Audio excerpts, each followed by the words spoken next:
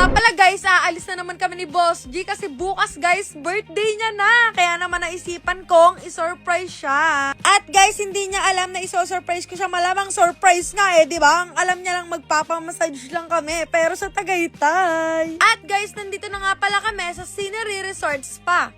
Sobrang excited na talaga ako mapakita kay Boss G yung surprise ko. At ito nga guys, may pa-welcome pa sila para sa amin. Pasabog talaga. Ipapamassage ko sa mga magagandang babae. Kasi malapit na birthday niya. Guys, happy birthday, be! Gusto ko yan. Gusto ko yan. So guys, andito na kami. Good afternoon, ma'am and sir. Mabuhay. Welcome home to Scenery Resort and Spa, Tagaytay. Thank you po. At dito naman guys, pina-check muna sa akin ni ate yung design na ginawa nila. Sobrang ganda, kahit ako nagagandahan talaga ako. So, birthday ni Boss G, kaya lilinisin yung pan. Let's go! Dito guys, habang nag-i-spa kami, inaayos na nila yung kwarto para pasabog talaga pagpasok ni Boss G. Ayan chill na chill lang talaga siya dyan at walang kaalam-alam. Ang alam niya lang talaga guys ay magpapamassage kami ng bongga dito. Surprise! Happy birthday to you.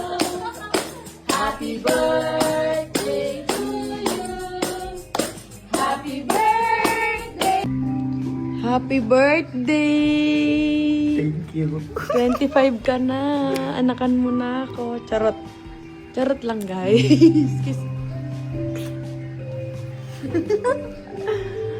So, guys, mamaya dito kami lalambingan. Charot lang, guys.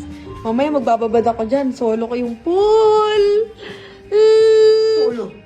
Dalawa tayo. Solo natin. Dito guys, hindi pa rin talaga siya makapaniwala na ginawa ko sa kanya to. Be.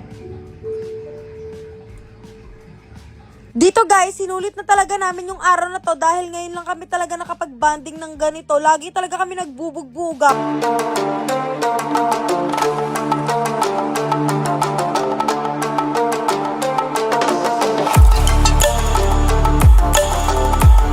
Ito naman guys, hindi namin palalampasin tong massage na to kasi gustong gusto din talaga ni Boss G magpamassage.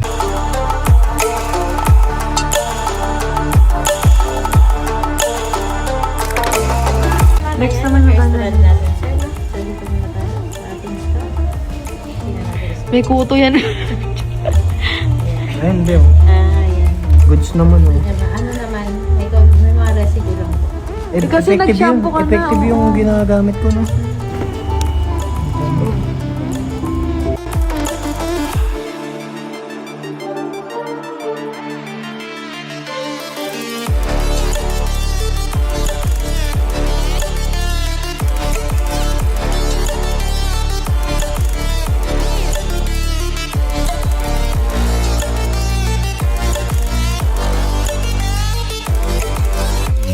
Grabe guys, sobrang solid talaga ng lugar na to. Itong Scenery Resort and Spa. Grabe, sobrang babait ng mga staff at ang ganda-ganda talaga.